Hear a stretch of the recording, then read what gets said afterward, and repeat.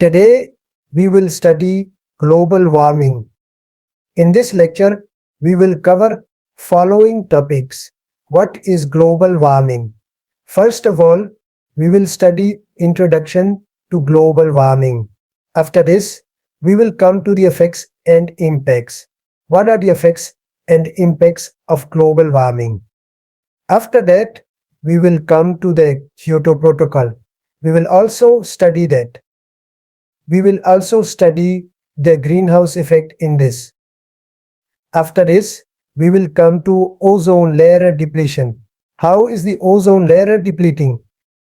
And finally, we will come to climate change. What are the climate changes? And what are the factors due to which our climate is changing? How is it changing? So let's start. First of all, we come to fence what global warming is. If we look at it word by word, one is global and the other is warming. Global means globe, that is the world, the earth, the planet you are seeing, the whole earth. And warming means to warm up, to heat up. So in this figure, you are seeing that the earth is surrounded by fire. It means it is getting warmer. So the warming of the earth, that is global, means the world, and warming means getting warm. The warming of the globe is called global warming. So this is our global warming. If we talk about the introduction, global warming, since the beginning of the world, from the Stone Age to today, that is up to the modern era, this is a natural process because the normal temperature rise of our earth is very important for the earth and the creatures living on earth. Now, let's talk about the greenhouse effect. What is the greenhouse effect? Friends, there are some gases that we call greenhouse gases, such as water vapor, carbon dioxide, methane, CFC, nitrogen oxide. These are some gases that are naturally present in our Earth's atmosphere. What do these gases do? They absorb infrared radiation. If we look at this figure, this is the sun. It is sending down its sunlight, its rays. This is the earth. This is the surface of the earth.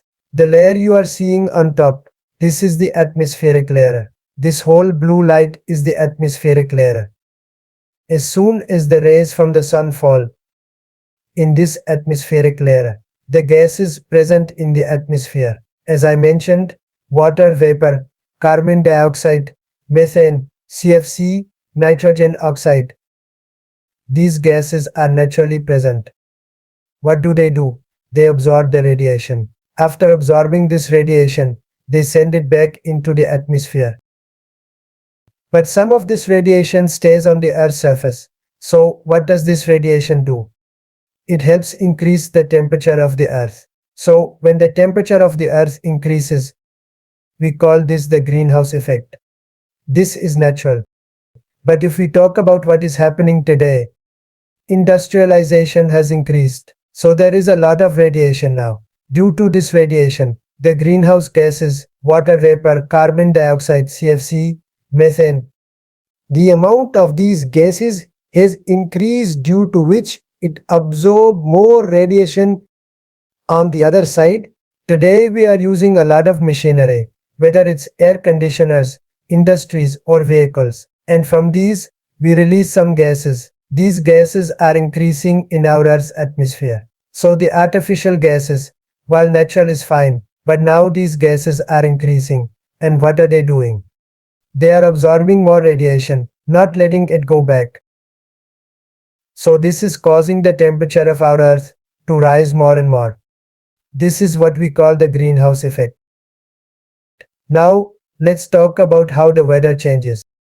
Normally, as our vehicles or our industrialization increase greenhouse gases, these increase global warming. When they increase, the climate in different parts of the Earth will change. It affects some areas more and some areas less. This is why rainfall increases in some areas and decreases in others. With this, the sea level also increases.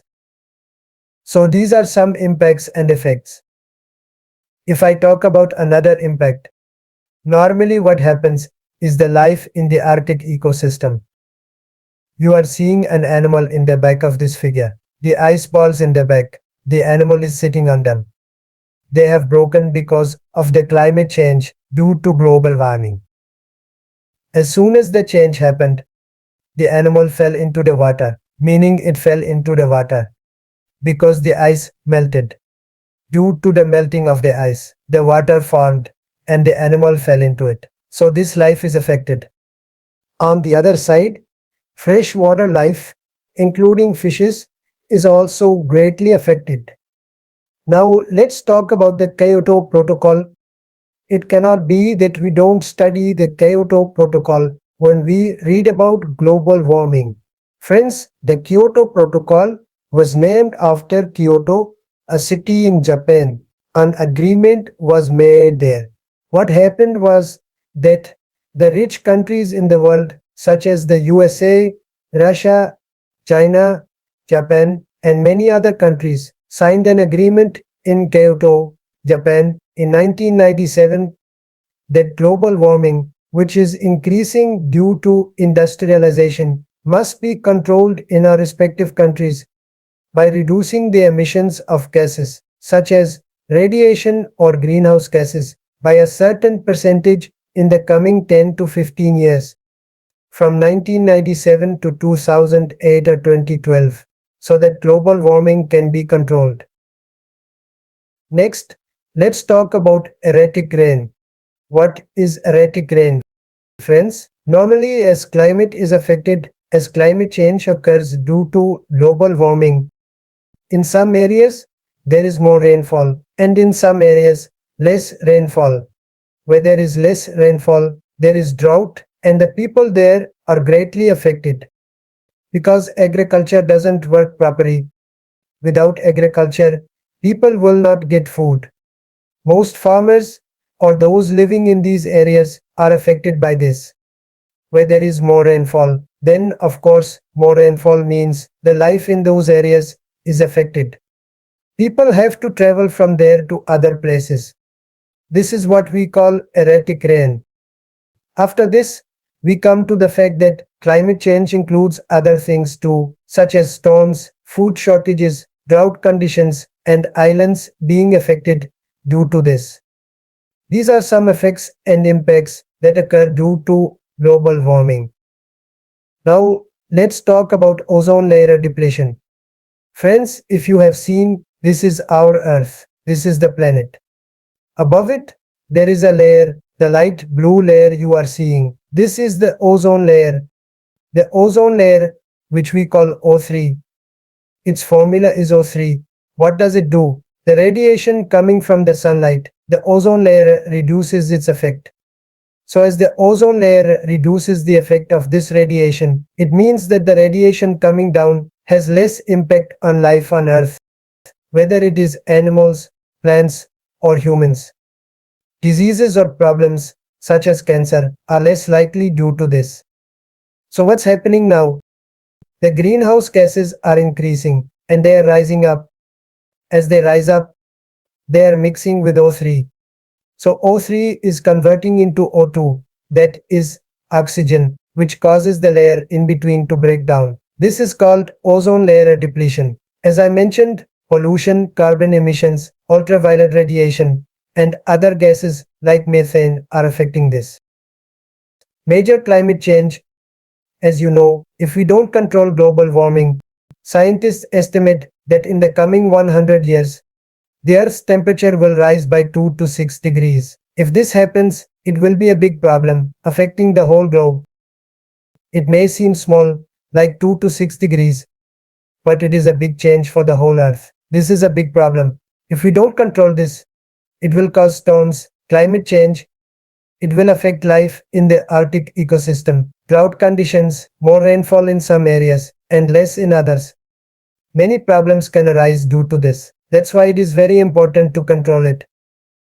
How can we control it? The government will take actions, make plans, and implement various solutions worldwide.